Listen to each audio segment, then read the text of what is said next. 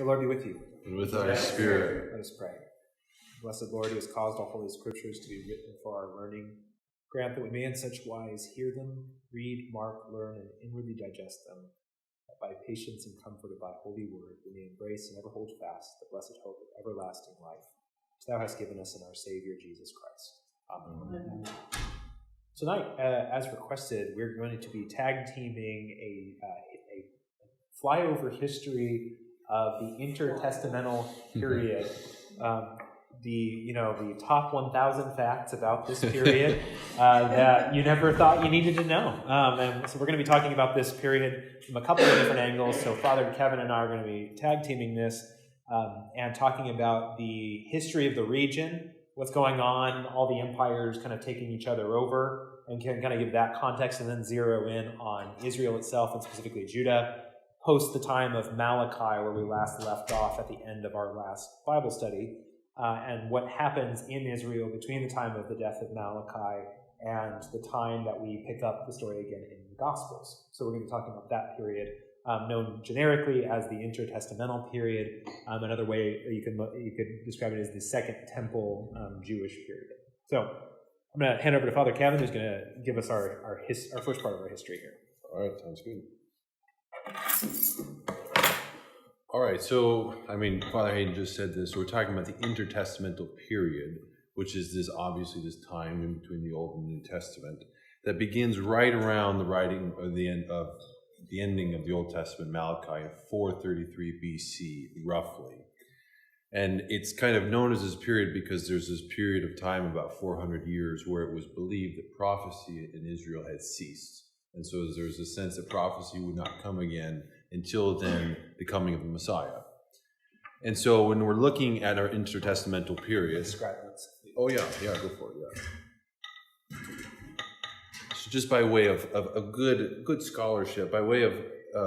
when we're looking at our intertestamental period, it's interesting that most of our sources, or most of our information of it, comes from a guy named Josephus.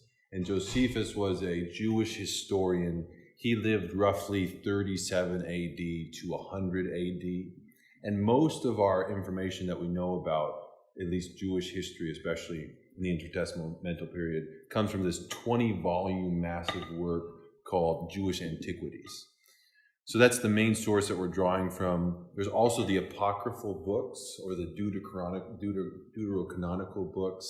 Those are the ones that you'll find in the Catholic Bible. Primarily in 1st and 2nd Maccabees is where we learn a lot of this information.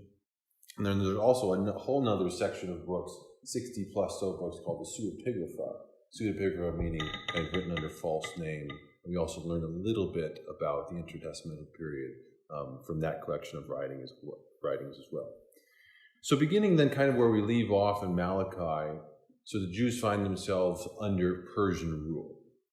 And so for the most part, let's say between roughly 425 BC and 331 BC, life continued as it had in the days of Nehemiah, Haggai, and Malachi.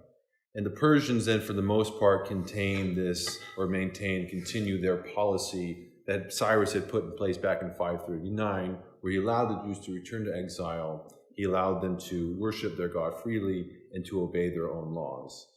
Obviously, one thing that they couldn't do is establish a kingship, but that was something that the Jews obviously looked forward to the days when they could. And so what we see kind of here then is the development, I'd say probably 3 things in this Persian period that's important to note. The first is kind of the development of the synagogue. And I'm not sure, actually, Hayden, if you're going to talk about this a little bit, but it's interesting because the Jewish people existed for such a long period of time without a temple. And so with the lack of the access to the temple, you have this shift then that starts to take place in this period of moving away then of seeing worship primarily done in the temple as offering sacrifice, as rather than worship being done through prayer and good works. So the Jews look to verses like 1 Samuel 15:22, says to obey is better than sacrifice. So prayer and good works then became this kind of sense in which you could atone for your sins. Another important development that we see that runs into the New Testament period, which is important for our understanding of the New Testament, is the development of oral tradition and oral laws. where they come back from exile, and there's this zeal then, perhaps a misguided zeal at times, but a zeal then to obey Torah and to obey the law. And so this is where we kind of have the development of some oral traditions surrounding the law that come into place, which obviously then affects in our understanding of the New Testament. And then finally, an important thing that begins to develop under the Persian rule is the development of Aramaic. Aramaic is the primary language that's being used. So by the time you get to the first century, most Jews are probably not fluent in Hebrew. They might be familiar with it in terms of reading the Bible, but Aramaic then develops in this period as your primary language. And it's a cousin language to Hebrew, but that's just important to know. So then transitioning then from Persia into then, sorry, I feel like I just got the dry, boring facts, this sort of thing. It really is fascinating. It really helps you kind of understand the climate of the New Testament when Jesus comes onto the scene. But anyway, my apologies. A lot of Jesus' words are recorded in Aramaic. Yeah. In the Gospels, like Jesus is using Aramaic pretty frequently. Yeah, exactly. Yeah. He's not going around speaking Greek. For the most part, he's mostly he probably knew Greek. He's most likely speaking Aramaic. Right. So then transitioning from, big category, the Persian rule, then into Alexander the Great and the Hellenistic period. And Hellenism essentially just means Greek. When we talk about Hellenization or Hellenistic culture, just talking about Greek culture and influence. So we could say that this was roughly then from 331 BC to 167 BC. So what happened was Philip II of Macedon defeated Athens in 338 BC. And Philip II had really, what we could call them, expansionist goals and expansionist ideals. There was a Greek historian who gave this kind of famous charge to Philip. He said to Philip, once you have made the Persians subject to your rule, then there's nothing left for you but to become God. So there's this conquering this transition then into Greek rule. But the problem is that 2 years later, Philip was assassinated in 336 BC. So kind of his ideals and his goals then get left to his son, Alexander. So Alexander the Great was born in 356 BC. It's known and said that he was taught and very much influenced by Aristotle and his teachings. He was inspired by things like the Iliad and the warrior stories of Achilles.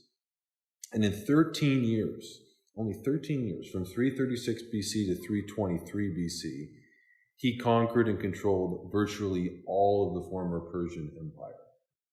Plus then some more. Plus some areas. What were those years again, sorry? So 336 to 323. Yeah, so in a period of 13 years, he conquered all of this territory. So we're talking from Greece to India, and then from southern Russia to North Africa. It's a lot of area that he conquered. So then it's in 331 that the Jewish people actually come under then the rule of Alexander and Greek rule. And so the Jews then, in this period of time, the structure that the Greeks set in place was more or less similar to the Persians. The Jews were relatively free as long as they remained loyal subjects of Greece. And Alexander, he had this hope, obviously to create a large empire and to unite both West and East, creating kind of a hybrid sort of a culture. So he was favorable then to different groups because he realized to a certain extent we have to allow people to retain their identity and their custom and their social structures.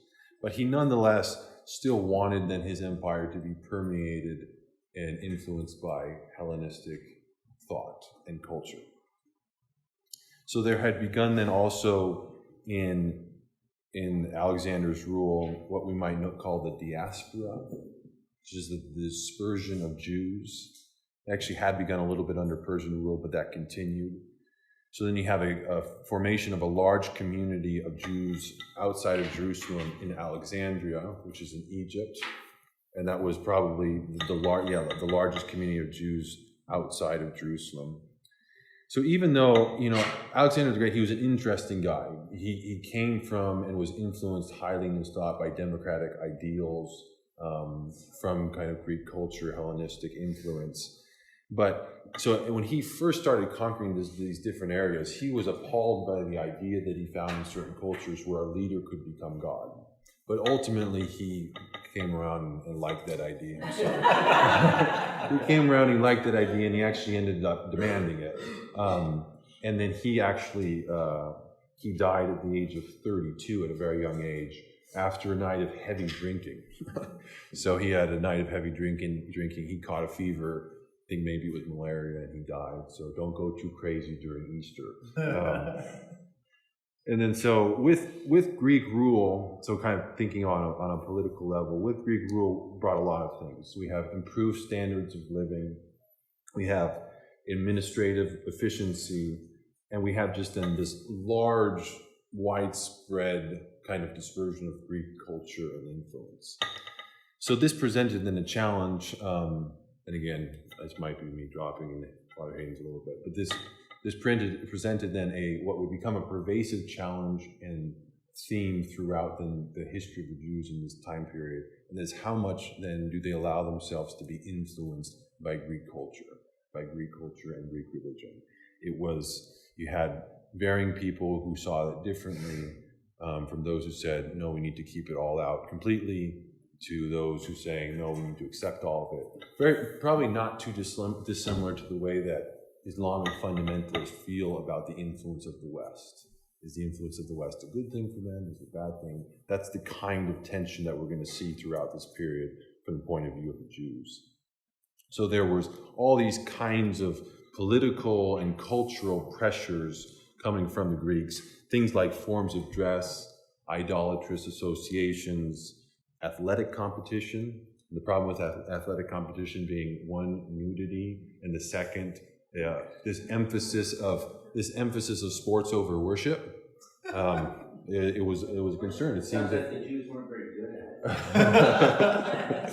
Yeah, but they saw that, the Jews saw that as a potential threat then, because it seemed like they cared more about sports than worship. Doesn't sound all that unfamiliar for us.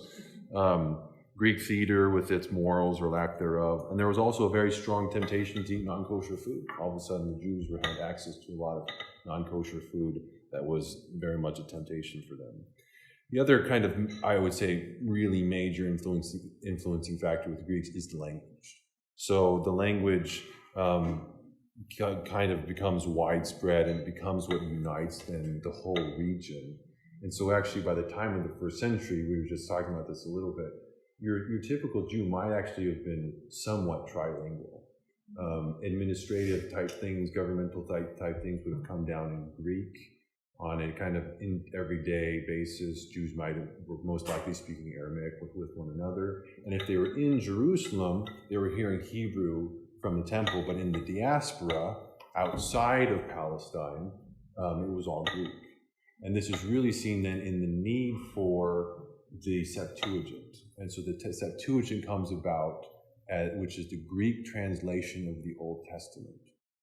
And Septuagint just means, it's LXX abbreviated, meaning 70, because supposedly 70 or 72 scholars worked on translations independently, and they magically all came up with the same thing, which is, it's not true, that was legend, but that's what they claimed.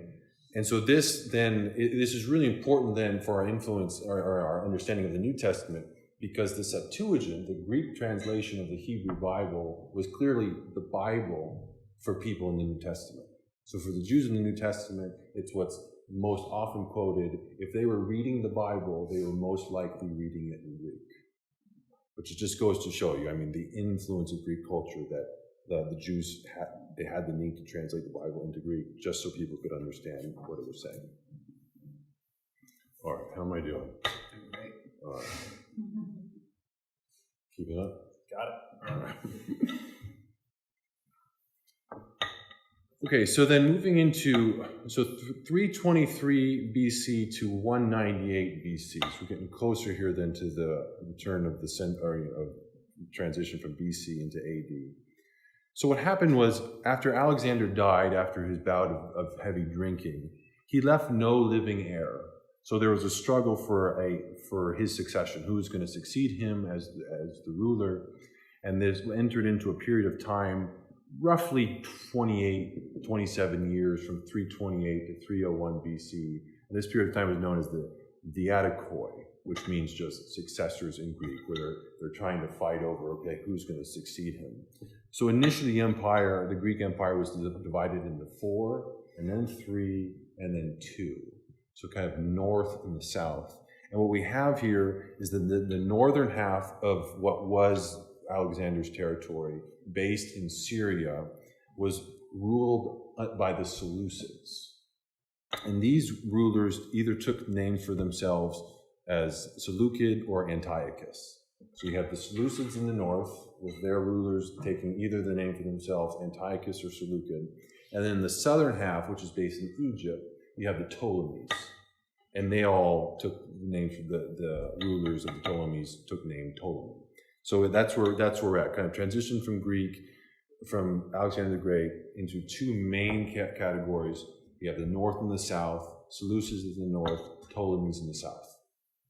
And Israel, as it happened, was located in this strip of land that was right in between the two, this kind of very fertile strip of land. So they were often then kind of influenced or under the threat of kind of the expansionist ideas of both north and south. So from about 311, it seems that the Ptolemies in the south were clearly in control of Israel. And under kind of Ptolemaic rule, again, the Jews had relative peace and freedom. They had a relative good standard of living. We do see, though, in the development of this time, something that's influential for understanding the New Testament is tax farming. As if tax farming was when the government would take local people, make them be tax collectors, and serve them as a go-between between the government and the people. An idea and something that the Roman government continues to use in the New Testament that becomes really a source of tension in many of the Gospels. So that does then develop under this period of time. So then by 198 BC, we have a shift in power. So it goes from Seleucid ruler, let's see here, in 198 BC, so the Seleucid ruler Antiochus III he conquered and occupied Israel. And so then the shift of power shifted from south to north. And so you have Antiochus III, and then Seleucus IV, which brings us up to about 175 BC or so. Same thing for Israel. They enjoyed kind of limited government, self-government. But the Seleucids wanted to also make sure that they stayed in good relationships with this growing power in the west that was Rome.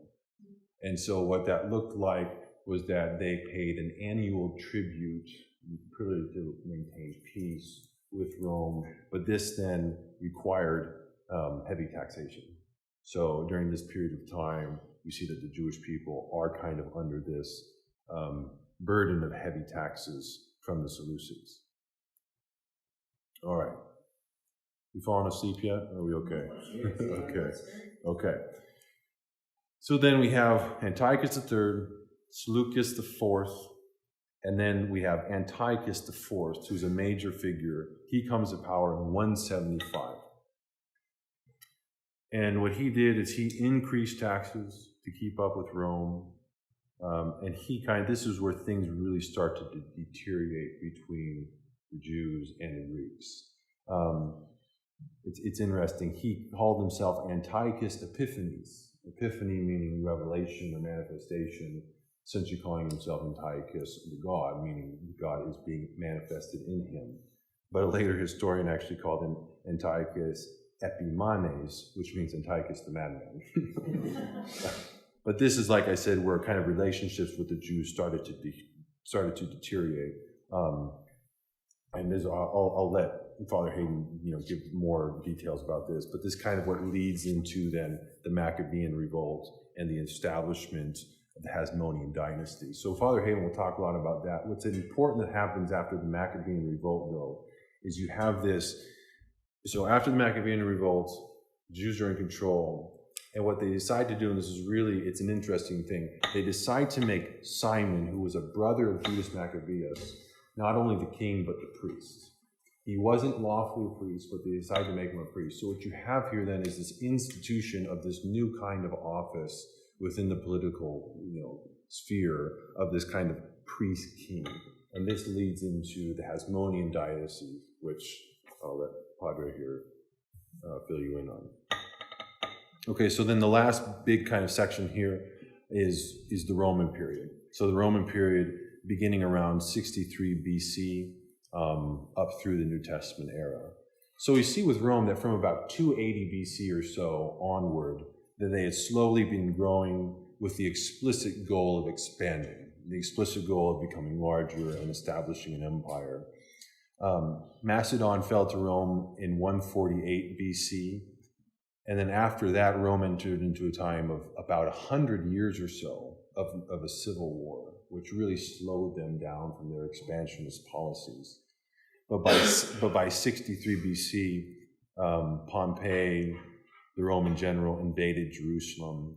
Egypt fell to Rome in 30 BC. And then the Roman Empire just continued to grow well into the 2nd century AD. And at that point, it had established kind of the largest geographical unified unit that we'd ever seen. So it include major sections of modern-day Britain, France, Spain, Germany, as well as the former Persian and Greek empires. So it was huge. And the way that Rome ruled politically is that they would establish these kind of client kings on a provincial or regional level. And so what happened was, so Pompey, he comes in, he conquers Jerusalem, and he recognizes Urcanus II as the high priest, and then Antipater was given local political leadership of Judea from 63 to 43 BC. Father Hayden will talk more about that. But again, the important part with that is that the main way in which Rome rules then is through then these kind of client states. So just a few more key figures here. Julius Caesar, we all know of Julius Caesar.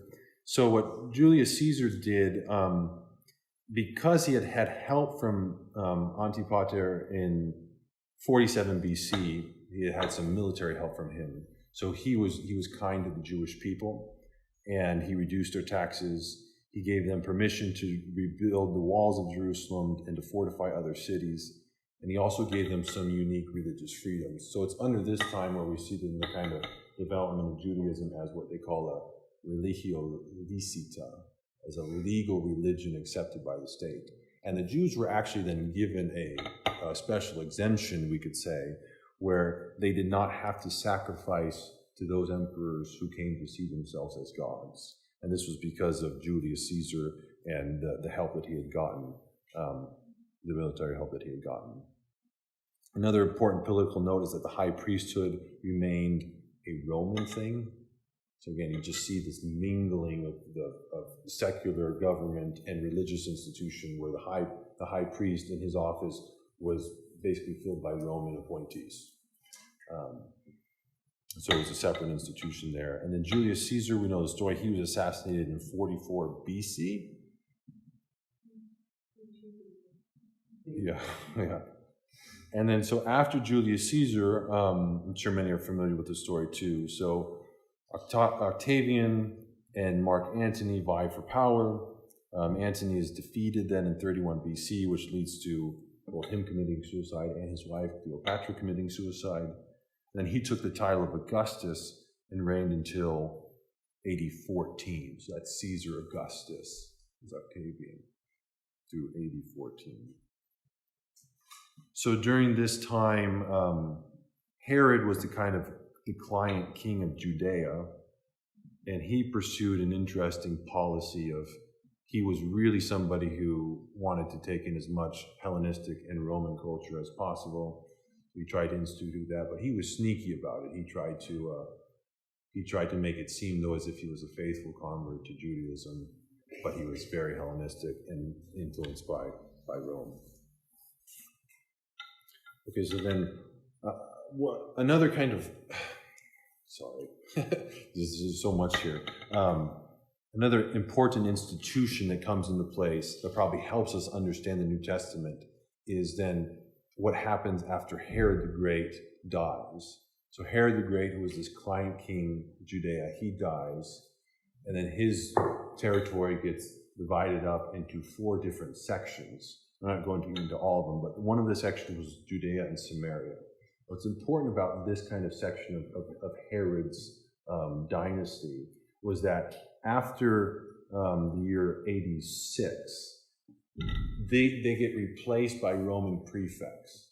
So the area of Judea and Samaria no longer have then this kind of client king, and they get replaced by Roman prefects. And so this is where we get Pilate. So this helps us to make the sense of who Pilate was. So it's this area of Judea, the former dynasty of Herod. He dies, gets divided up into 4 sections. One of those sections then initially ends up getting taken over by Roman prefects, and there's different ones, but that's where kind of Pilate fits into the whole thing in the New Testament. So he is the Roman procurator or prefect of the area of Judea and Samaria. And he was especially offensive to the Jews because, at least according to Josephus, he installed images in military standards and shields with imperial images that violated the second of the 10 Commandments. He also took funds from the treasury to build an aqueduct. But in general, though, and I'll close with this, I promise, after the period of Roman rule under Caesar Augustus, up then through Nero, which came in AD 54, it was a relatively peaceful period. So Greek continued as the common language. They did not impose Latin. There were some little skirmishes that Rome had, but for the most place, this Pax Romana was in place. They had advanced transportation systems, advanced communication system. It was said that their mail service, so people carrying mail on feet, were expected then to cover 45 miles a day, which was extremely advanced. If then their horseback was involved, they were expected to cover 60 miles a day. So again, just this advancement in transportation and communication systems. Soldiers were expected to march 18 miles a day. And then you also just have this just general growth of a kind of a cosmopolitan spirit where kind of old dynasties and boundary markers are breaking down. And then you also have some of the most kind of advanced judicial processes that we ever seen up to this point. Yes, there's certainly still corruption, but the kind of the due process, especially if you were a Roman citizen, which is why Roman citizenship was such a big deal in the New Testament, is because it was relatively fair, especially with everything else that had come before it. So all of these things, like I said, I'll end with this kind of Greek is the main language, the Pax Romana, transportation, communication systems, because this cosmopolitan spirit, all then kind of lay the groundwork then for the message of the gospel to come into place. So without all of these things coming together kind of politically under Roman rule, it's just obviously God can do whatever he wants, but this certainly seems like this is one of the ways that he was setting things up in such a way that the message of the gospel that could come out, because we had never seen anything like the advancements in Roman society were nothing that we had ever seen before in history. So I will end with that. Awesome. Yeah. Thank you. They gotta trade out markers because it becomes going the way of all flesh. You're back. Thanks for doing it. I'm trying to find a dark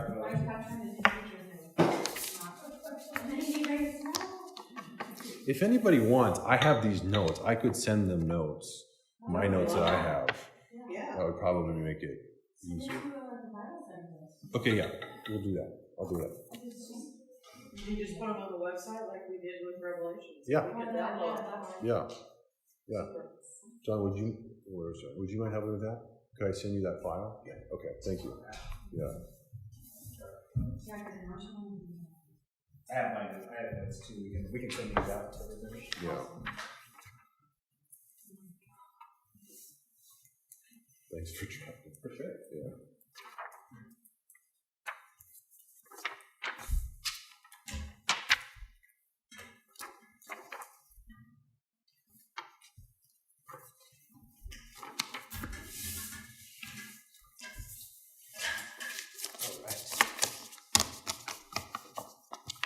you want me to try right for you? Perfect. Yeah, I'll be happy to do that. We doing good? We need a stretch break, or we doing all right? Okay.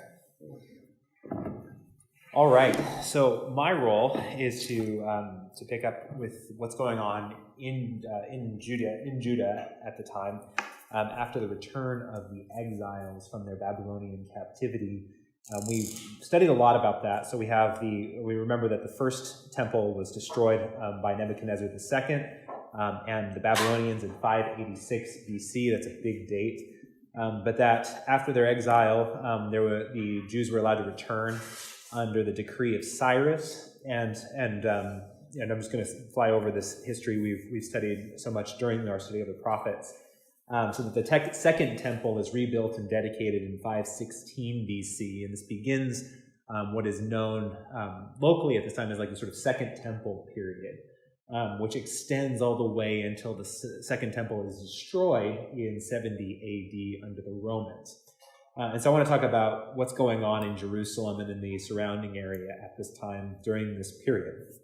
So we remember from our study last week when we were studying the prophet Malachi. Malachi is writing around 432 BC. So he's about 100 years after the Jews are allowed to return to their homeland to rebuild.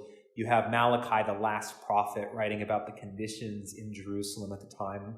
And as we remember from our last 2 weeks of study, those conditions were not all that great. While the living conditions were on the up, religious conviction and the dedication were sort of on the outs. And there was a problem of, while there was a functional temple and functional worship there was a diminished spirit that attended it that was seen by the prophets to be one of the main factors for why there was not the fulfillment of the messianic promises that had been given to the people during and before their exile.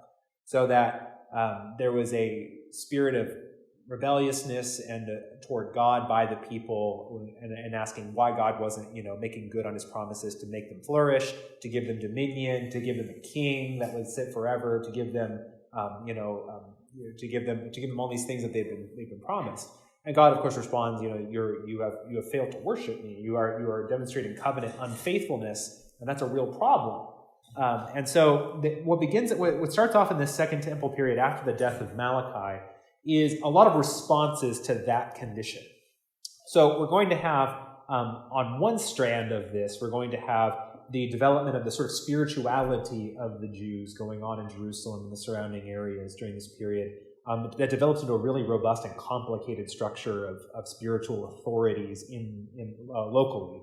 Then we're also going to have the corresponding political problems that are going on. But for Israel, and for, in this case, Judah, and what will become Judea as it becomes a province of Rome, there is, those things are never separated from each other. They're always intermingled, the political and the religious. So we're going to try and talk about them together. So, as Father Kevin pointed out, you have things existing in relative peace under the Persians until the invasion of the Greeks and the spread of Hellenism throughout the period. Now, Hellenism, as he pointed out, it's a movement, it's a cultural movement of Greek culture throughout all the area of Alexander's empire. Alexander was notoriously a fan of Greek culture, as Father Kevin pointed out. He was a student of Aristotle's philosophy. He slept with he was reported to sleep with a copy of the Iliad under his pillow. He venerated the Greek heroes, but he also did come eventually to see himself as something of a divine figure himself. Sort of read too many stories of Achilles, and then so you had or not enough. Yeah, or not enough. Yeah, and then didn't find out how that story ends. But wherever Alexander went, he renamed cities, he renamed monuments and landmarks, so that you took local cities and renamed them. Usually renamed them some version of his own name. So you had like Alexandropolis over in Persia. You had Alexandria down in the Ptolemaic period. So you had all these different sort of Alexander-branded cities as you went along. This is the kind of cultural thing that when it comes to Jerusalem, which is named which the names of things are highly significant and embedded into the very nature of the land if you're the Jews. You can't just say, like, we're going to slap a label on this thing and call it Alex's place now. It's not going to work because this place is named by God, for God, and the people are in this land that is God's land forever, and that is not something you can just rebrand. So what happened here was a cultural divide between two different groups of Jews that were occupying the region at the time. On the one hand, you had the group that was saying, like, all right, well, this is the new people coming through here. They have some interesting ideas. It's very cosmopolitan. It's the way things are. So why don't we get on board with it? And so you have this group of what would then be called the sort of Hellenized Jews. And they were the people that were sort of accommodating to the Greeks as they moved in. They were adoptive of as much of the culture as they could, sometimes probably too much. And that complicated things, especially if you're the covenant people under the Ten Commandments, of which there is, very restrict, very sort of exclusive demands on your attention and affection if you're the Jews. So you have this Hellenized Jewish party in contrast to this sort of faithful, traditional Jewish party that's gung-ho for maintaining covenant fidelity and listening to the dire warnings of the prophets, ending with Malachi. And so you have this group that's diligent in remaining pure of anything that smacks of Hellenism or Hellenization. And so you have these two groups sort of existing at odds with each other for a while. And they act somewhat as political. They act as political groups. They act as religious sects. There's a cross-section of priests in there and of rabbis in there and of just normal people in there. And they sort of have this sort of two-party system that develops under the Greeks. But as the Greek Empire collapses, as Father Kevin points out, into the 4 then 3 then 2 empires, we are left with the Ptolemies in the south and the Seleucids in the north. You have the Seleucids coming down under Antiochus IV, the Antiochus Epiphanes, and he is going down to conquer the Ptolemies and is successful in it, but then gets a warning from the Romans who are supporting the Ptolemies to back off or else. And so he retreats in kind of a huff over to Jerusalem and builds a giant fortress there. So he can, point out to the Romans who are, mingling down there with the Ptolemies in Egypt, saying, look, like, you can't come any further north than this, otherwise you're gonna have me to deal with now. Which is kind of bravado for him, because the Romans by this point are something of a substantial power and probably could have just destroyed him.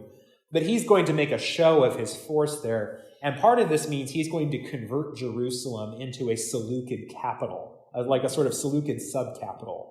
And what he does there is he imposes heavy taxation on the Jews in Jerusalem, and he eventually will ban them from practicing their religion.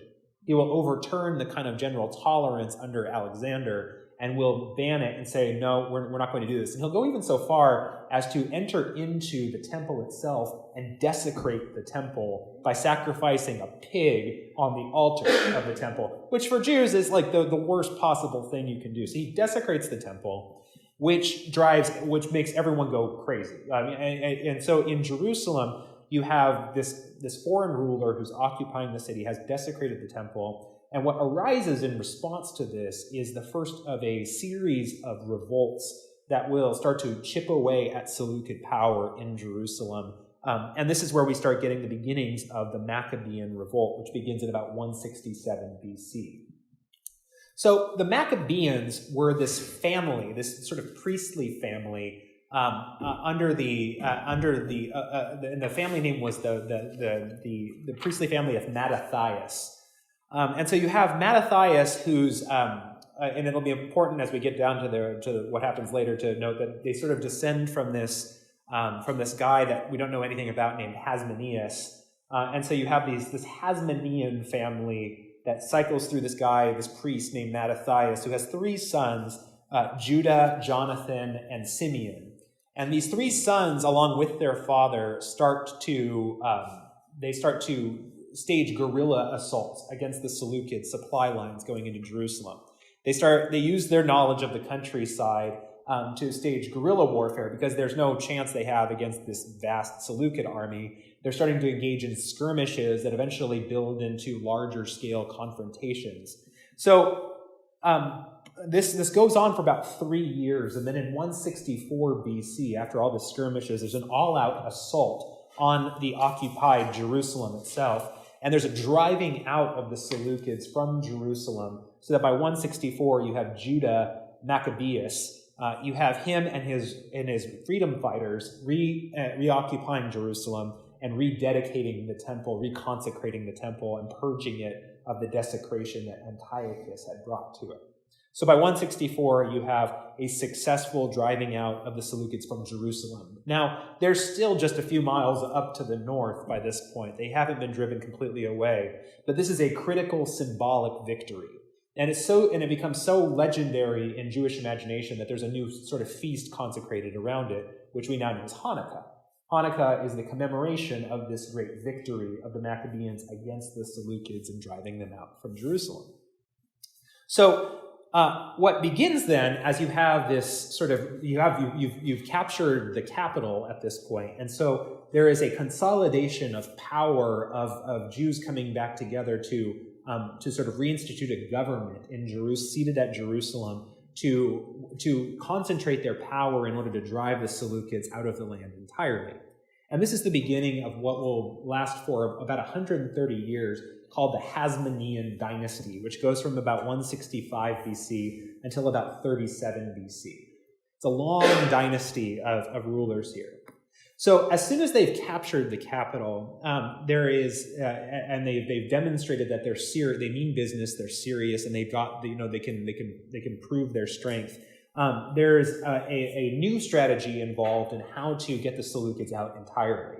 So one side of this is a diplomatic mission. So Judah Maccabeus sends an emissary over to the Romans to let them know that they've staged war on the Seleucids, and they know that the Romans are no friends of the Seleucids, and so they're trying to get some support from Rome to come in and drive them further out. Meanwhile, about a year later, in 160 BC, there's this legendary battle that takes place, this huge pitched battle between the Jewish army and the Seleucid army, and Judah Maccabeus is killed in this battle just north. He's going to war with this famous Seleucid general, and they kill the general. But then in a second wave of the assault, Judah is himself killed in the midst of it, which leaves sort of control over the Jewish military effort to his brother Jonathan. So Jonathan Maccabeus is now going to sort of pick up him and his brother Simeon are going to continue this war, and they have a time after time successful victories against the Seleucid army until they finally drive them far enough north that the Seleucids finally say enough, and they secure a peace treaty with the Seleucids, and they had driven them out of the domain of historical Israel. So you have that happening, and so you have a temporary peace here between the Seleucids and what is now like the sort of Hasmonean kingdom, the Jewish kingdom. And so there's a peace that between the Seleucids to the north and the Ptolemies to the south. And so there's a sort of temporary truce going on here, but it's very short-lived. And so at this point, the Jews sort of solidify and concentrate their power under the next generation of leaders. So you have Jonathan and Simeon sort of ruling for a season and then dying themselves. And then you have their descendant Simon coming in at about 142 BC, who in Jerusalem in 142, 141, right there on the turn of the year, is instituted in Jerusalem as the king over the Hasmonean kingdom, and is also declared high priest of the area too, which Father Kevin alluded to was the beginning of this sort of hybrid priest-king in Israel, or in Judah. So, by 135, so just 6 short years later, Simon is assassinated. There's some infighting among the leadership of this group as things are settling down from the military days. We're trying to establish a government. Simon gets assassinated by some of his rivals, along with his eldest 2 sons. So, you're left with son number 3, who now comes to the scene as the next heir apparent to this Hasmonean line, and his name is John Hyrcanus. And so John Hyrcanus is a military guy. He sort of takes very seriously this sort of victorious military leader identity that's been passed down through his family line, and he decides he's going to just expand the kingdom. So it's no longer about sort of restoring what was Israel's. Now it's about, let's make an empire for ourselves. Let's teach these imperialists who's boss and make our own empire. So he starts conquering to the north. He starts conquering to the south of sort of like what was previously Israel, like the land given the land as defined in throughout the Old Testament. So you have John Hyrcanus expanding to the south, and one of the things he does in the midst of this is he's pretty ruthless as a military expansionist. And one of the things he does in this is he conquers a sort of subkingdom to the south of Israel called Idumea. And Idumea is a group of sort of ethnically mixed people, some of them with some Jewish blood in there, but then with some intermixing of other kingdoms. And there's some connection to Israel, but not a strong one. And they're kind of looked on as sort of like outsiders and second-class citizens by the sort of faithful, pure Jewish people who have sort of restored the land. So Hyrcanus goes in, and they're practicing a sort of hybridized form of Hellenism, like with some Persian elements in their religion, with some Jewish elements in their religion. And Hyrcanus comes in and does a forced conversion of the whole area, just like demands that they all submit to rigid sort of Jewish holy law in the area. And the Idumeans are like saying, like, look, we know you wanted your land back, but you don't get to just come, kicking down whatever door you want now, but Hyrcanus won't be pacified in this. So he forces a conversion of the Idumeans to strict Judaism, Second Temple Judaism. And this is going to be important for us because a little bit down the line, this is going to come back and bite everyone in the keister because the Idumeans are not going to take this line down, although it's going to take some time for them to get their revenge. So, with Hyrcanus, you have him expanding from about 135 to about 104 BC. We're about to turn into this last century. As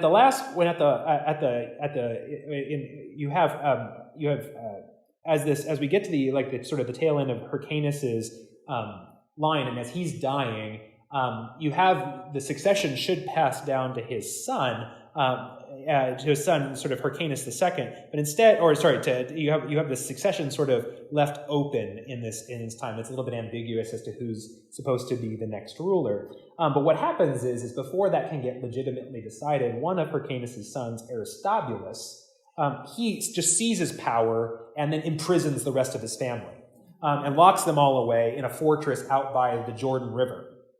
And this takes place for about a year. Aristobulus has imprisoned his whole family and the sort of elder brothers that were supposed to step in and be rulers, including his brother Alexander Jannaeus, who was supposed to be like the sort of next in line. He's imprisoned off there in a prison fortress. And so he's in prison for a year. Aristobulus is trying to establish himself at this time.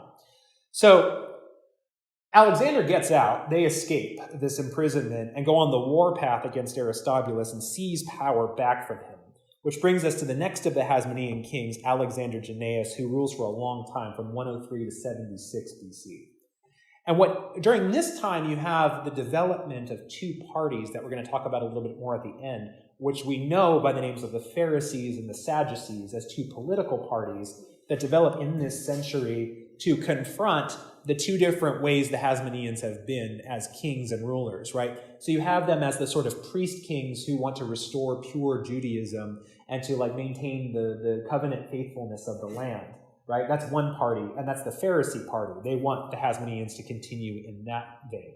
Then on the other hand, you have the Sadducees that develop at this time, which are more cosmopolitan and are more like, you know what? If we want to become like imperialists, like the rest of the world, that may just be what we need to do. And so they have a lot more of a tolerance for Hellenism. They want to bring that old-fashioned Judaism up to date and get more with the times. And so you have this going on as these two parties within the Hasmonean government that begin to develop, and they're going to have a big role to play as we go on towards the New Testament as well.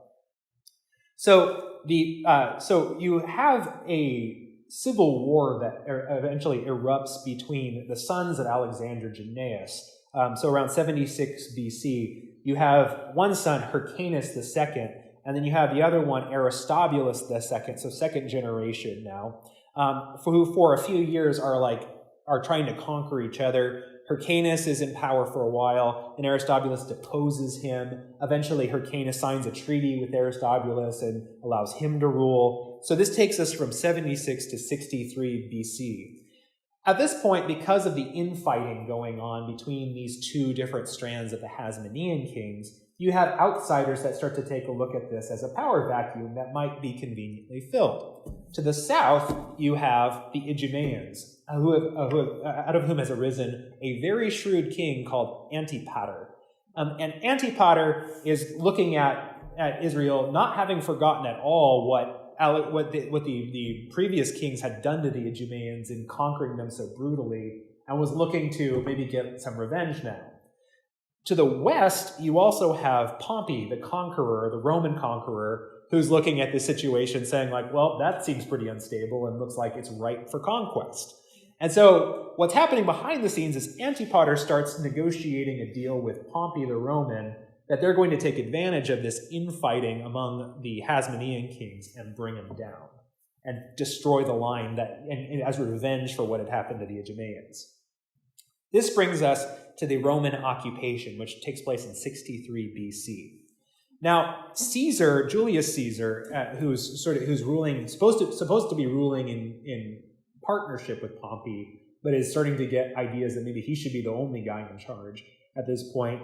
He and Pompey he wants to back Hyrcanus II, the first of those two Civil War kings, whereas Pompey wants to support Aristobulus, and so the two of them start to get at odds with each other as to which puppet king they're going to wield against the other, and it sort of becomes like a proxy war between Pompey and Caesar being used between these two warring parties of the Jewish kingdom. And so Antipater in Idumea down there starts to conspire with Julius Caesar he starts to side with Pompey against Julius Caesar. But we all remember that Julius Caesar beats Pompey in the end. And so Antipater has to sort of switch over real quick and then get on the side of Julius Caesar before he realizes that he was in fact working against him.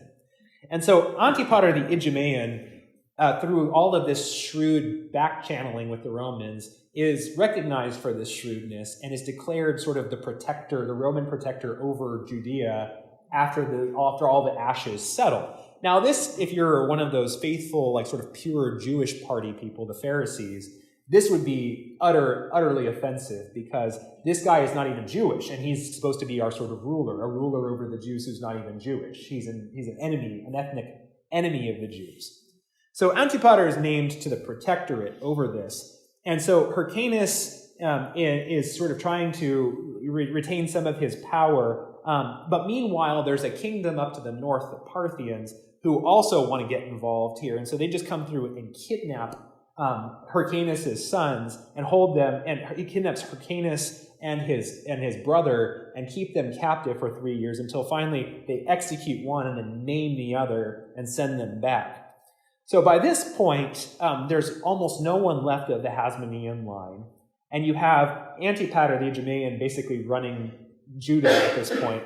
And so Mark Antony comes in after the assassination of Caesar. You have Octavian and Antony sort of trying to rule the kingdom together. And Antony is tasked with Judea and Egypt. And Octavian is going to be ruling over the west, over Rome and Gaul and all those areas. But eventually Octavian realizes he's not going to rule together with anyone and goes to war on Antony and ends up defeating him. So when this happens, you have Octavian, who becomes Caesar Augustus, who backs the son of Antipater the Idumean, who is named Herod. And so Herod, the son of this Idumean king, works a deal with Augustus to get himself named King of the Jews and gets sent back to Jerusalem, declared as such by the Roman emperor. And so he has Rome's power behind him. And it's the end of the Hasmonean dynasty and the beginning of what's called the Herodian dynasty, the dynasty of Herod. So Herod takes power around 40 BC, and he rules with an iron fist over Judea. He's famous for his shrewdness, like he has been inherited through his family, but also he's known for his ruthlessness. So he has a few brothers that are supposed to be ruling with him, and he quickly they just end up meeting grisly ends coincidentally. And he's the only one left at the end of the day. And so Herod the Great he rules for about 36 years, till about 4 BC. And then, as the Gospels point out, then he dies very, very badly. Was it Caesar that said that I'd rather be his pig than his brother? Right, exactly. Yeah. He won't kill his pig. Yeah, he wouldn't kill his pigs, but he would kill his brothers. Yeah, and he was ruthless in annihilating anyone that challenged his absolute authority over Judea. And Rome loved this because, he was a guy that could easily be bribed with more power to keep doing their dirty work in the region, and so they were happy with this situation. It's really after this that you start to have a breaking apart of that relationship between Rome and Jerusalem, the Jerusalem party, where Herod's son, Aristobulus IV, whose own sons, Archelaus, Herod Antipas, and Herod Philip, the guys we all know from the Gospels, they proved themselves to be not great kings. They're not great like Herod the Great and Aristobulus were. They, in fact, showed themselves to be kind of lush, and they're sort of partiers for the most part. And because of their weakness, Rome realizes that it can no longer rely on this local ethnarch system to get the business done there. So they start appointing Roman governors in the area, of whom we eventually get Pontius Pilate, who was sent there to sort of, be the grit in the governance, where these guys were spending more time sort of partying than they were ruling. So you have this line continue through 2 more generations, until finally in 48 BC or AD, you have Agrippa II, he rules for only about 13 years before he is deposed by Jewish zealot patriots, because they're done with having this sort of client-king system in place, and they want to be ruled directly by God again, or under a Jewish king. And so they depose him and send him, exile him from the land. But they only have about a few years, about 1 year of peace as the leaders of Jerusalem before the Roman army comes in to answer back for this. And that's where we get the famous destruction of Jerusalem in 70 AD, which closes the Second Temple period. So there's our sort of kingship history. So the flyover again in review is we have, at the collapse of Alexander's empire, we have the rise of the Hasmonean kings after the driving out of Antiochus from Jerusalem. They rule for about 130 years until you have the civil war within the Hasmonean dynasty that is exploited by Rome and Idumea to install Herod's line, the Herodian dynasty, as the puppet kings of Israel, until, of course, that line grows decadent. And then Rome decides to step in when Jewish rebels finally overtake the Herodian dynasty, and then they're all destroyed when Rome comes in and destroys the whole place in 70 AD. So, let's switch over now from that sort of political side to the religious side, because that's been happening all along. So, in the midst of all this, you have the development of these sort of critically important religious sects that are answers to different cultural moments that are happening in Judah at this time. The one we've talked about already, we have the Pharisees and the Sadducees, who grow up as political parties originally, but are tied very much to the religious life of Jews in this time, in the Second Temple Judaism. So the Pharisees, they are a group that, in order to kind of ground themselves, they claim the authority of Moses, basically. They claim Mosaic authority to basically teach and govern over the Jewish people. They become known as being experts of the Torah and of a sort of oral tradition that develops around the Torah, which they are strict, rigid adherents to and teachers of. So they have a sort of binding authority over, as teachers of the law. Their concern is with retaining the purity of Jewish religion and covenant faithfulness to God, to avoid what happened in the Babylonian exile, to avoid everyone getting sent off to the 4 winds again. Ironically, their actions in conspiring as they did, as we see unfolding in the Gospels, end up contributing directly to, of course, this happening again. So it's like you're so zealous for covenant faithfulness, you end up missing the point of the covenant. And that's, to some degree simplifying, but they were instrumental in conspiring against Jesus, and this group was so intent on this one mission that they got tunnel vision around it, and sort of lost sight of the bigger picture and missed what was going on in the Gospels. So you had that going on, and so their tradition though kind of lived on after the fall of Jerusalem in what became known as rabbinic Judaism. So this sort of teaching-based, synagogue-based Judaism that survived and went out from there and replaced temple Judaism and became the practice of all remaining Jews spread about throughout the empire, the Roman Empire, after the fall of Jerusalem. The second party, the more cosmopolitan of the group, the Sadducees, were always more tolerant of sort of making more friendly relations with whoever the local imperial governor was. And so for a while it was the Greeks, then it was the Seleucids, and then you have them being sort of with the Romans too. And their thing is they claim sort of authority on the basis of being descendants of Zadok, who is the high priest under David and Solomon, and having been given their family line of priests had been given special prerogatives by David and Solomon back in the day that they then kind of claimed upon in this period to be the local authorities over the temple at Jerusalem. And so the Sadducees were the temple party, and they had Roman support. They were given charge of the temple and so this was very much the annoyance of the Pharisees, who saw them as sort of cultural sellouts to a degree. So there was always infighting going on between the Pharisees and the Sadducees. Now, as we get closer to the 1st century AD, you have the development of this other community that seems to be something of a response to the infighting of the Pharisees and the Sadducees, and this group is called the Essenes. The Essenes is another priestly group that most likely seceded from that Sadducee group and went off to live a sort of monastic, ascetical life out in the desert. They most likely lived at the religious community of Qumran near the Dead Sea. This was likely the community that preserved diligently all these writings and transcribed them diligently, which eventually gave us the discovery of the Dead Sea Scrolls, which was likely the product of this community of very sort of mystical, ritualistic, traditionalist Jews living a monastic life together in community out in the desert. So this was a particular. There's a lot of some people connect the practices of this group to a kind of to being one of the taproots that then fed into Christian monasticism that started growing up immediately after the beginning of the Christian movement in the 1st century, and kind of looking at this community as a kind of pattern to draw from.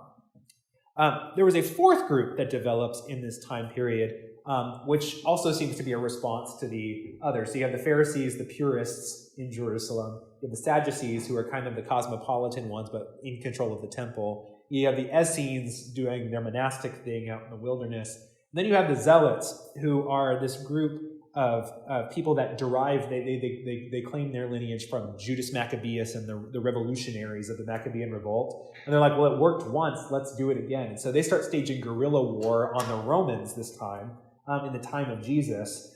And there's a subgroup of them what are called the Sicari. And the Sicari are this subgroup of zealots that are called the Daggermen.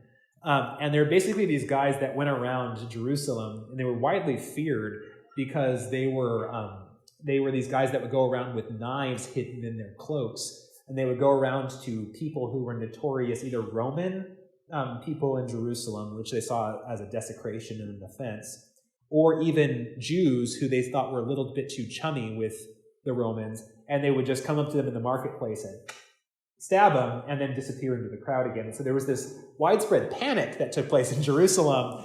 They had people were just getting stabbed. Yeah. And so you had this problem going on in Jerusalem of these like knife men going around taking out people they saw as the both religious political enemies of the true Jewish kingdom. What's that? Yeah. How do you spell that? Sicarii. Sicario. Yeah, with 2 eyes. This was interestingly enough. This was the group. They believed that only God directly should be their lord, their governor. There should be no like sort of intervening levels of kings or emperors. It was just like God alone is our king, and that's it. That was all they were willing to accept. And they engaged in the kind of spirit of Judas Maccabeus, right, where they would wage guerrilla war on the enemies of the land. And so this kept going, and you had the Zealots. Finally were the group that would depose the last of the Herodian kings and send him off into exile.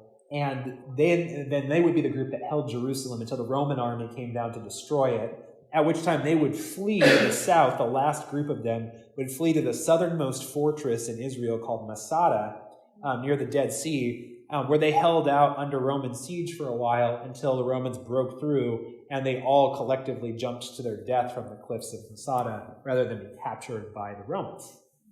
So that's the Zealot group. So we have these four groups, sort of, they're circulating around in the time of Jesus. You have the Pharisees, the Sadducees, the Essenes, and the Zealots.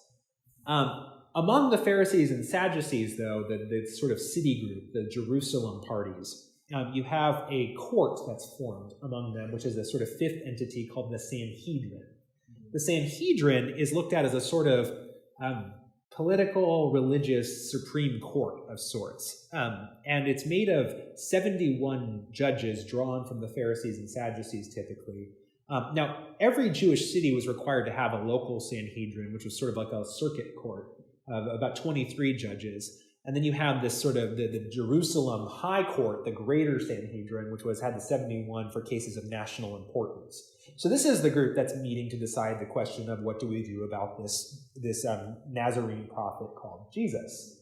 That's the group that's meeting, and then they're drawn from all of these religious authorities. So, and they'll later get convened again to similarly put on trial St. Paul, who comes from among them as a Pharisee himself, and so famously sort of gets away because he knows all the little theological differences between all the different people in the room. And so he puts a question out there that he knows is going to be a grenade in the middle of the room. And then once it blows up, everyone in the room starts fighting each other. And St. Paul's just kind of slips out the back, And so he's a very shrewd theologian in that case. So you have the Sanhedrin there. Now the Sanhedrin had at its head two figures. One was called the Nasi, N-A-S-I, who was the prince of the court. He's sort of he's sort of the president to keep order over this court. Then you also had, and the sort of spiritual father of the group too. So he's oftentimes a former high priest of Israel. Someone like that will occupy that role. But then you also have this guy called the Avbeth Din, A-V-B-E-T-H-D-I-N, the chief justice of the court, who is the secondary figure. He's number 2 in command. And he takes charge when there's an issue of a legal prosecution going to take place. So that when, Jesus or St. Paul or Peter and John are called before the Sanhedrin, it's most likely this guy that's going to be put in charge over the proceedings in that case.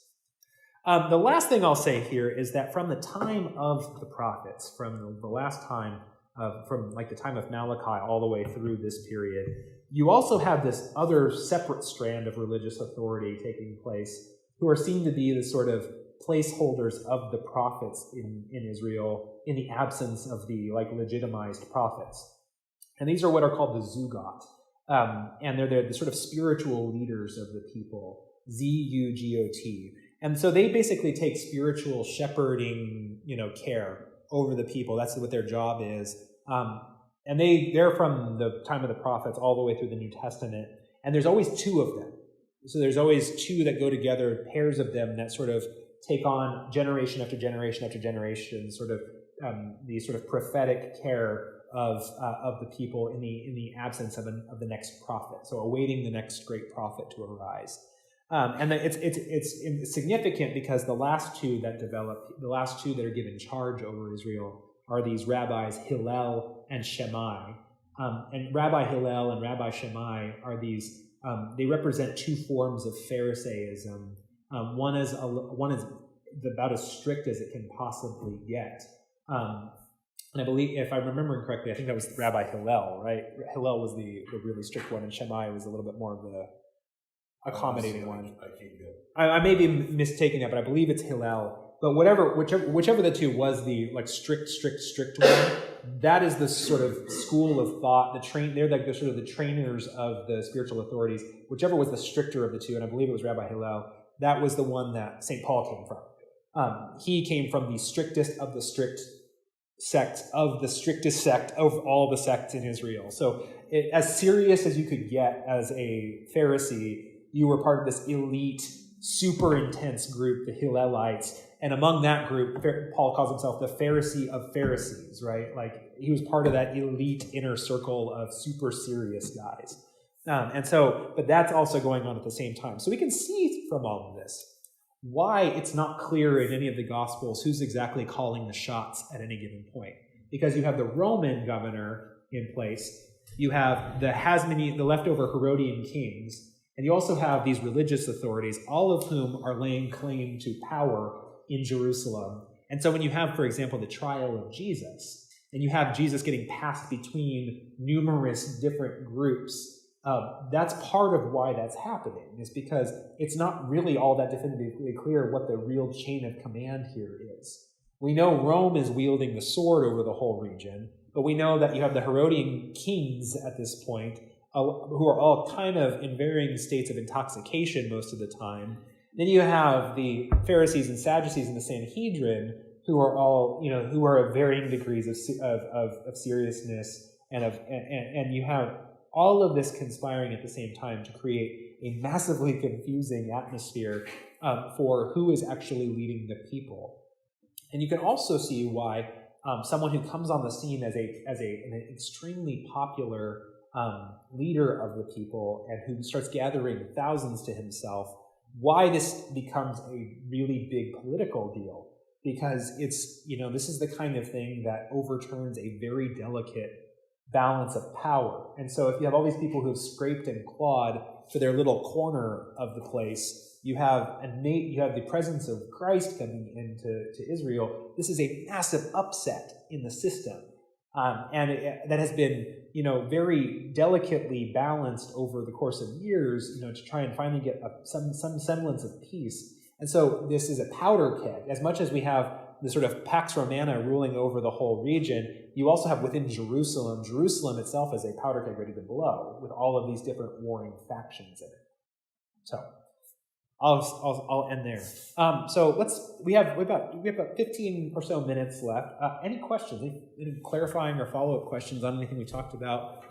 I have a question about the apocryphal books. Yeah. Those are new to me. Where do they fall? I tend to think of them as being from the Intertestamental period. Yeah. So, how do they fit into this story? You want to take it one? You can take it because it seems like I can't figure it out even. I mean, East and West seem to have different ideas about it. They sure do. It's just like, so if you have a good handle on it, go for it. I'll take a swing at it. I don't know that I have a great handle on it. The apocryphal books are books written in this time period, and they fall under a lot of a sort of varying degree of authority depending on which tradition you're coming from. And even within traditions that accept them as canonical, there are different ways of considering them canonical. For example, you have a different treatment of them by like Roman Catholicism than you do Eastern Orthodoxy.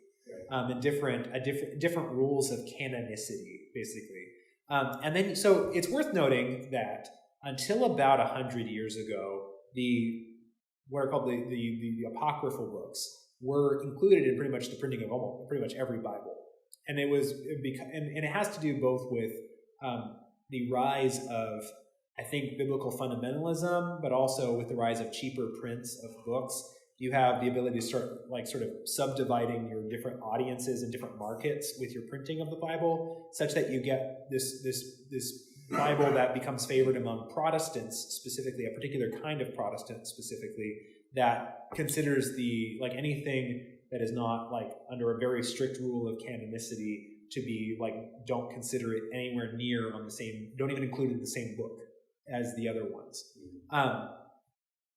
Where we fall in this, Anglicans acknowledge the books of the Apocrypha. We read them as part of our lectionary.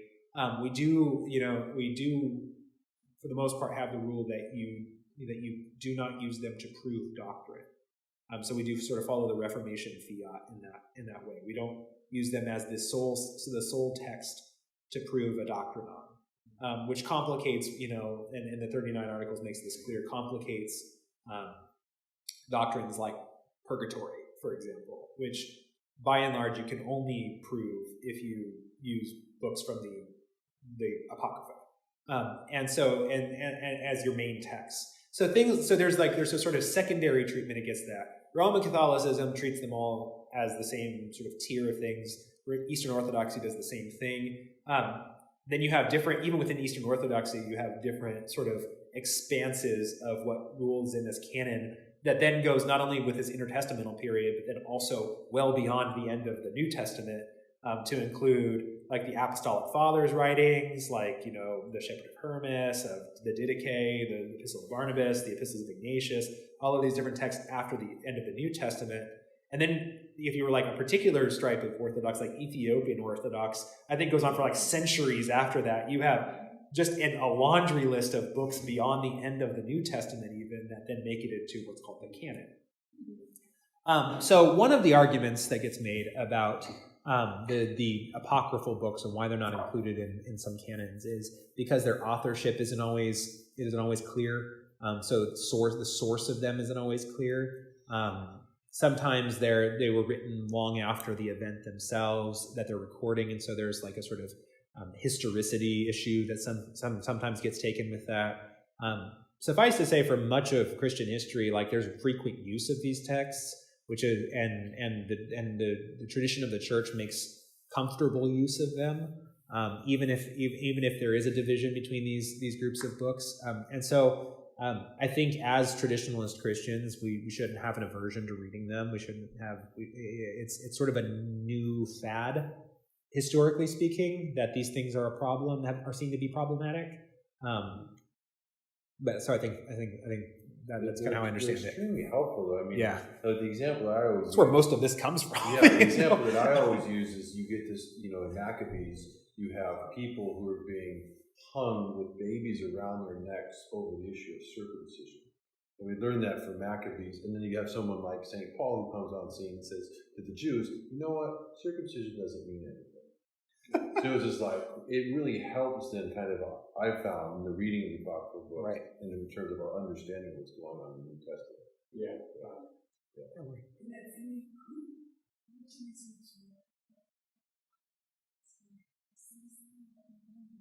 Yeah, it depends on book to book, but again, a lot of the sources, the original sourcing of these is sometimes kind of hard to nail down.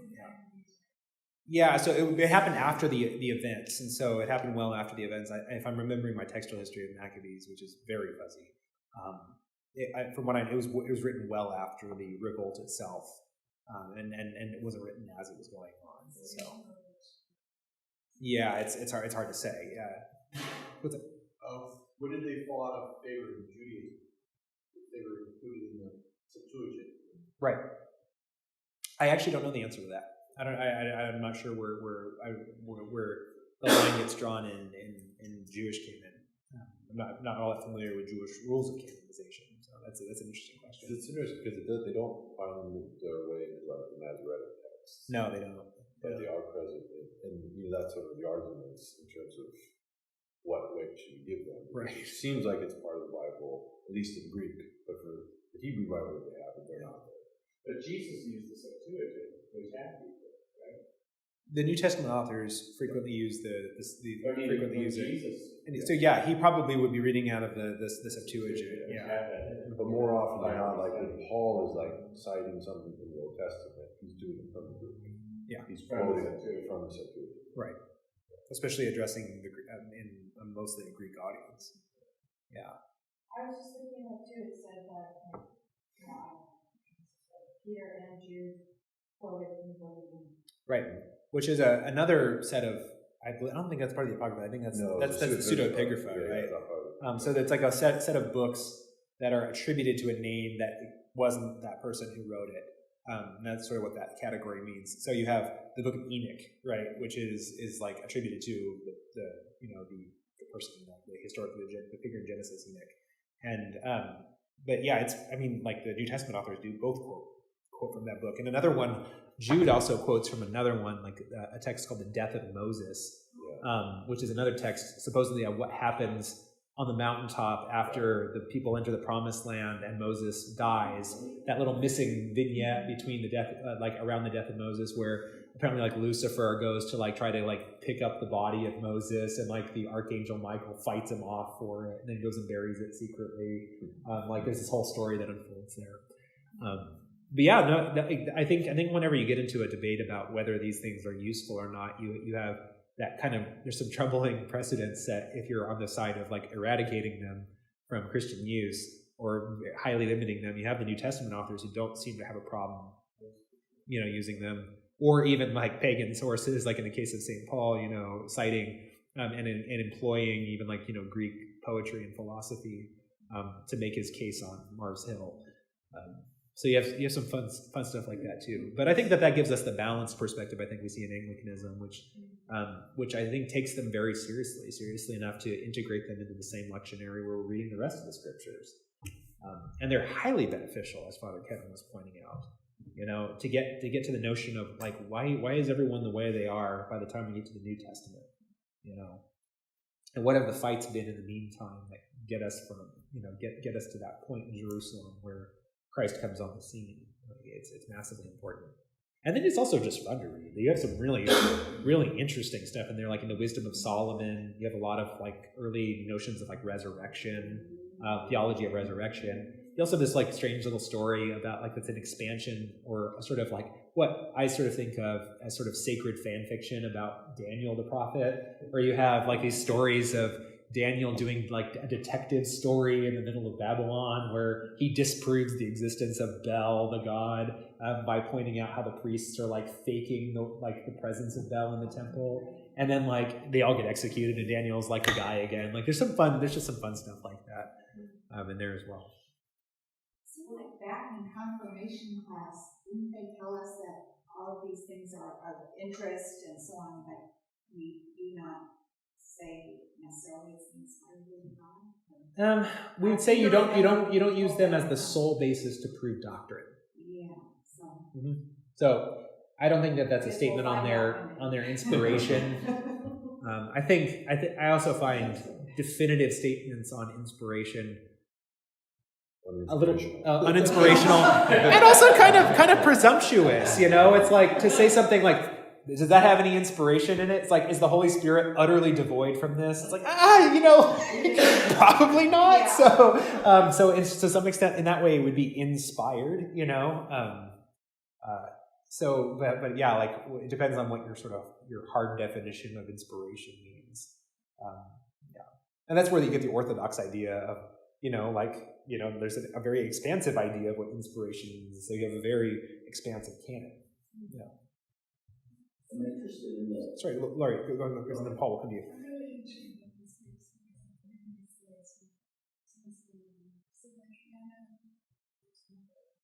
Mm-hmm. The Sadducees were running the temple, but then you also have the Levites that are the different Levitical groups that are also working the temple. Now he was a Levite. He was a Levite of one of the orders of Levites. So you had a rotating schedule of different orders of Levites. The Sadducees were sort of the admin. And then you had all these worker groups that were the different orders of Levites who actually were going about the work of the temple, and they rotated through. In different seasons. Yeah. Among which was Zacharias, the father of John the Baptist. Mm-hmm. Yeah. And Caiaphas would have been what? If I remember correctly, he was a Pharisee. He was a high priest. Yeah, so he was a separate authority. He was a high priest of the temple. So he was associated with the Pharisees, but he was probably one of those he was appointed by Rome because they were appointing high priests at this point. So he's probably either from the Levite corps or from the Sadducee corps. And he was appointed by Rome into this office of high priest. So that's why he got the tag team with Pilate. Right. Or what do we do with Jesus? Right. And it's worth noting, too, that he kept making a bid to be the head of the Sanhedrin too, Josephus tells us, and that he kept being blocked by another group that wanted to put in a more moderate person named Gamaliel, Paul's guy, right?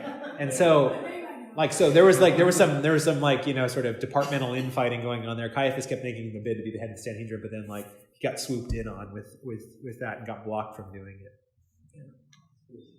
No. So, what was in the villages? What was their worship like? So you probably have the local synagogue. Right. And you probably comment on that more. And would the rabbi talked about the synagogue system. of the tribe of Levi, or would he just not necessarily? No. Because he wasn't doing the priestly thing with the sacrifices. Right. It wasn't the teacher. sacrifices. They were teaching from the law. So you have a teacher. So you'd have another group that is a sort of small group. You have the scribes.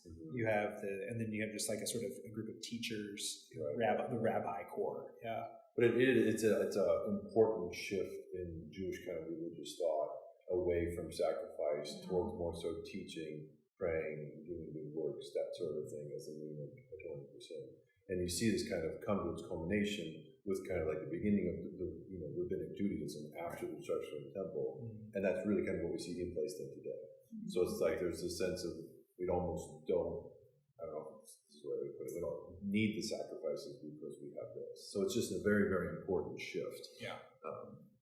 And I think you bring up a good point. I think it's important to realize, oftentimes I think especially as Christians, we sometimes say, well, the Jews were like this, like in the first century. It was such this hodgepodge of different people with different ideas. It's really hard to say this is what Jews thought in the first century. Most of your typical village Jews were not like the Pharisees. No. So it's unfair of us to say, oh, all the Jews are just there trying to earn their way to heaven. That probably wasn't the case. You know what I mean? And you had some very, very moderate, what seemed to be very, grounded rabbi corps. Gamaliel, the school of Gamaliel was known, for you had that temperance, and he showed even a lot of tolerance of the rising Christian movement. Right. Well, then I can remember in seminary, I had a New Testament prof who read some of this kind of stuff that we see from the Essene community, and he's like, "What does it sound like to you?" It sounds like the New Testament. I mean, the languages of God's grace and His mercy and His delivering us and everything, it really kind of turns on your head this kind of idea that we have that, all the Jews are just trying to merit their way to heaven. Right. Prayer of Manasseh was like that, which I think shows up in the Book of Common Prayer. Right. Yeah. And I found that to be amazing. Yes, you can stop saying the early church was like this. Yeah. Well, yeah, no, because I think there's a real point to that, because you have the early church with having a lot of sort of patterning continuity with this kind of hodgepodge thing going on here too. That's why even in the Acts of the Apostles, you have sort of different approaches going on there. That was the thing that was most fascinating to me about pretty much the whole presentation was wondering how this operated sort of on street level. Because I was trying to imagine how these people actually were able to do this. I guess, this was before television, so there was nothing else to do. But, no, I mean, you had a place that was not yours. You weren't actually in charge of it. And yet you had all these people that actually wielded power, I don't know, Crips and Bloods or Elks and Rotary or something, and they were all I'm serious. I mean, I'm going to say it the way I say it, but the way that people operate sort of day to day, we work, come home, and then we have plenty of things to do. The dog needs this and then whatever, and so where do they find time for all this stuff, and where do they find energy for all this stuff, right? And so you have. So I also thought of the machine politics, where it was your neighborhood, and it mattered who sort of rose and was influential and could get your son a job or something like that, or and all these things sort of operating street level. The Persians were in charge, or the Hasmoneans were in charge, but then there were half a dozen like strong enough roots that we remember them 2,000 years later, Right. that have some kind of influence. And like, how do you actually do that, right? I mean, because What does it actually mean for you? Don't you have a prop to bring in? Like, I mean, you know, No, that's right. I mean, that is right. I mean, like, and this would highlight the sort of periodicity of coming into Jerusalem for like the high holy days. If you were a devout Jew, you come in and you get your dose of what was going on in the big city, and then go back out to Nazareth, and just carry on with your local trade under the local rabbi and the local synagogue. That was functionally your that was Judaism to you. There, like these sort of high politics that we see unfolding in the city Jerusalem. It's a different story altogether. But yeah, I think Father Kevin brings up a really great point that the local experience, the sort of village experience of Judaism was not the intrigue of the Sanhedrin. It was pretty mundane, probably for the most part, and it wasn't at all uniform either. There was all kinds of different impulses that are not all that different from the kind of religious impulses I think we observe in Christianity. If you look at, I always, whenever I'm reading through Josephus or reading this period of these like Pharisees, Sadducees, Essenes, Zealots, I'm like, it sounds a lot like Anglicanism to me. It's like I can see that a lot of those same impulses at play in our own movement, or even in like sort of modern Christianity. Impulses in general too, because Yeah. you'll see articles that say like half the world has 2 cell phones. Well, half the Western world reading this article has 2 cell phones. Sure. Because half the world has no cell phones. Yeah. And so it's sort of like there's this like rarefied bit where people are really interested in making sure that their guy gets in, but like what are they actually doing? They're not doing nothing, because it matters who like runs the Irvine Company or something like that. But for most people day to day, it's like, I think Irvine Company, what's that? For the common Jew, Judaism was not something that you believed; it was something that you did. Yeah. So you were circumcised, you observed kosher, you observed the Sabbath laws, and that was essentially it. And then you just went about it. Got the calendar. There must have been some pretty decent rabbis, though, in some places, because if you look at just the existence of Mary, Anna, You would need a lot of energy to maintain this too. I mean, we honor them now. Like, wow, you really knew your stuff, Mary. Yeah. No, as far as being diligent to study the Torah, yeah, you had it was embedded, it was enmeshed in the culture. So, but it was through that system. Yeah, I mean, the local experience was you had a Jerusalem trained rabbi, in your synagogue, and you carried out the duty of teaching people the law and teaching them to obey it. That rabbinic Judaism on the ground. Like, were most people more concerned with whether it was, lamb loaf again or something like that? Most people were probably like working so much they didn't have a whole lot of leisure time to sit around. Like I have enough time to read enough articles to give myself like a dangerously small amount of information on a lot of topics, and but probably less of that. You get the local gossip, and then you get like, anyone comes in from out of town. It's like what news, and then that's kind of it. And you keep to the local provincial stuff. So we are out of time. Would you pray us out? Sure. Lord be with you. And with thy spirit. Let us pray. The Lord bless us and keep us. The Lord make his face to shine upon us and be gracious unto us. The Lord lift up his countenance upon us and give us peace this night and evermore. Amen.